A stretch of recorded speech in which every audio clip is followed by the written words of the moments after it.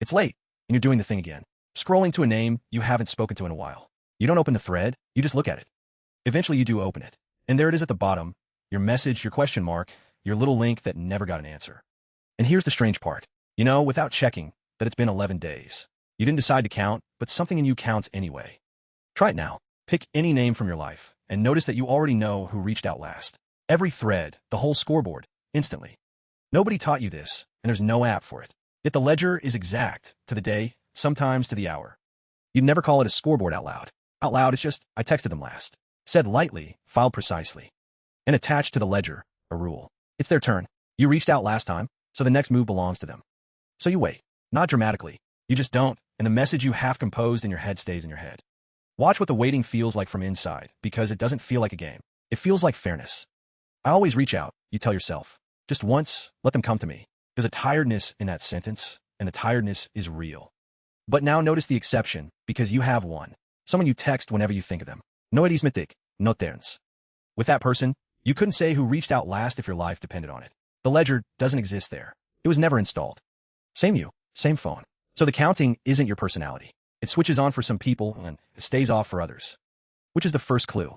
The ledger doesn't appear where you love most. It appears where you're least sure you're loved back.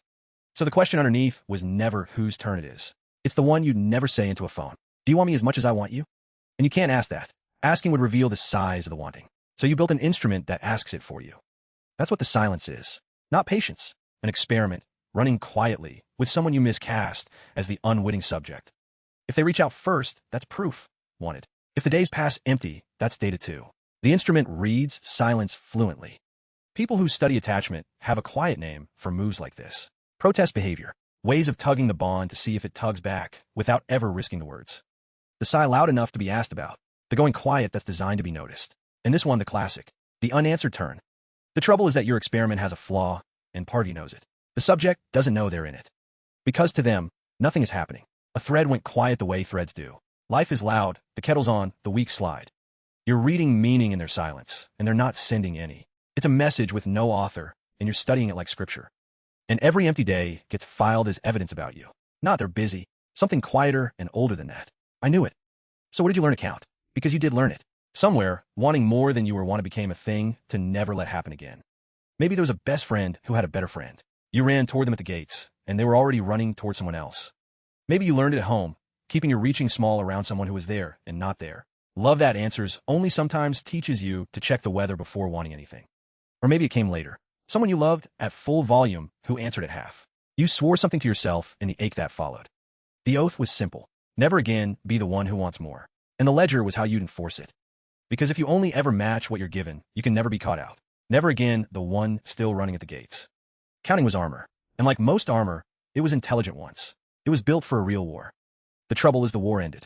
The people in your phone now are not the friend of the gates. And the armor doesn't know that. Armor never does. Now cross to the other side of the silence, because there's someone standing there, and their view ruins the whole game. Here's what your tally never accounts for. On the other end of that quiet thread, there is often another ledger. Another turn counter, waiting to be wanted first. You texted last, so you wait.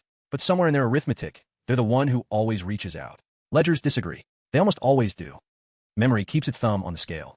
Your reaches are vivid to you, theirs are vivid to them. Two honest books that will never agree. So two people who miss each other sit in perfect symmetry. Each waiting. Each reading the other's held breath as an answer. And silence, given enough time, hardens into a story. They've moved on.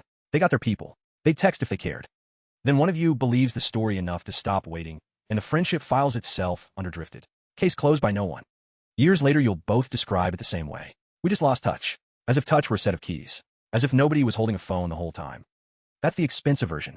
But the ledger taxes the friendships that survive too. Turn-taking creeps in where reaching used to live. You answer warmly, promptly, generously. You just never begin. And a strange flattening follows. Your love only ever appears as a response. Present when summoned. Invisible between calls. People can't feel wanting that never moves first. So the warmest people in your phone may honestly not know you miss them. How would they? From the outside, your caution reads as contentment. The quiet thread looks from their side like a full life with no room in it. Now, catch the double standard because it's been running under everything this whole time.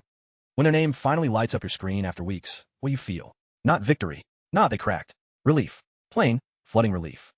You don't think less of them for reaching first. You've never once read someone's thinking of you as weakness. Weakness is a rule with exactly one name on the list. Yours. And think of the times you cracked. When the missing outweighed the arithmetic and you texted first into a long silence, wincing as you pressed send. What came back almost every time? Vomit? Arriving fast. I was just thinking about you. It's been too long. The humiliation you were guarding against almost never came. All that armor, and the arrow it was built for, is hardly ever fired. But once, maybe twice, it did come. You reached first and got the slow reply, the small reply, or none at all. The one thread that stayed quiet forever.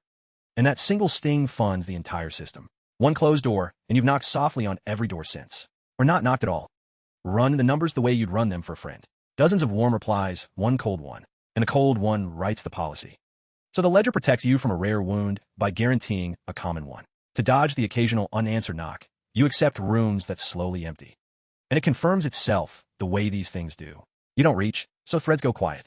Quiet threads prove reaching is pointless. Around it goes. Notice, too, that you can see through the whole trick the moment someone else does it. A friend says, well, I invited them last time. And you hear how small it sounds against how much they miss the person. You'd never tell that friend they're being fair. Their waiting never once looks like fairness to you. It looks like someone missing a person with the phone already in their hand. Somewhere in the last few minutes, a name surfaced. It's been there the whole time, hasn't it?